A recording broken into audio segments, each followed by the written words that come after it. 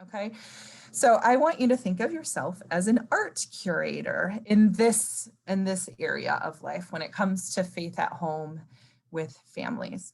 So what does a good art curator do?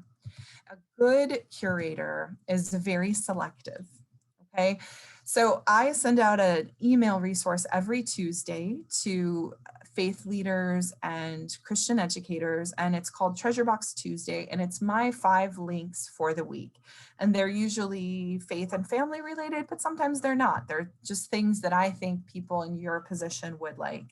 And I get lots of requests for people that want things to go in there and lots of ideas, but I feel like it's my job to only pass on things that meet my criteria, whatever that is. And you should do that too for your parents and your families.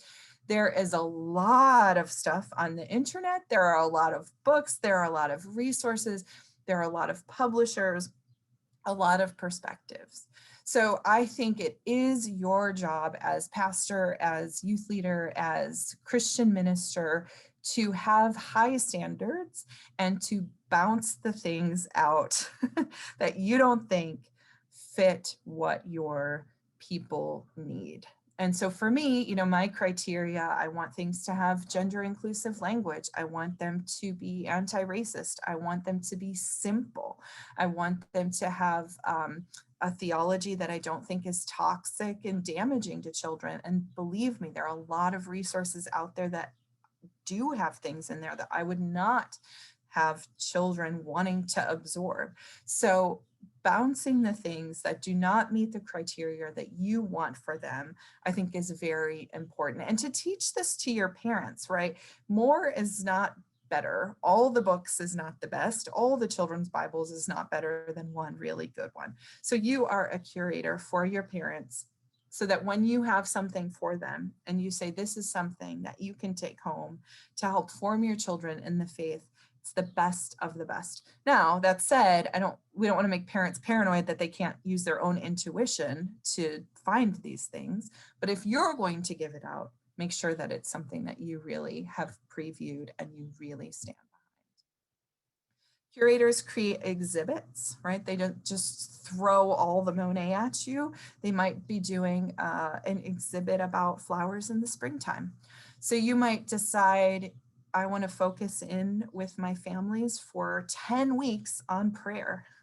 Wow, that seems like a long time, but that's an exhibit that you're creating, and it's focused and it's clear and it's something that parents could wrap their heads around, even if they weren't there every week, because that's one of your problems, is getting them there every week. Good curators make art accessible, right? So they take something that an art history major might know a lot about, and they make it so easy. They have a little thing that says, this is what the artist was thinking about, this is what they're trying to do, and many people think the purple blob means this. So that's your job, is to take all the information and distill it down to something that your parents can really understand. Okay, coach.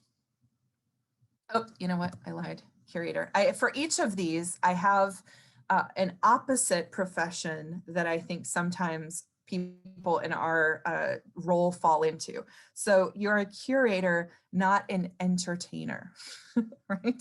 A lot of times we think like it's our job to get up and put on the clown costume and like make people entertain them and help them to have a good time. There's a space for that, but I think that's maybe something that we don't want to do.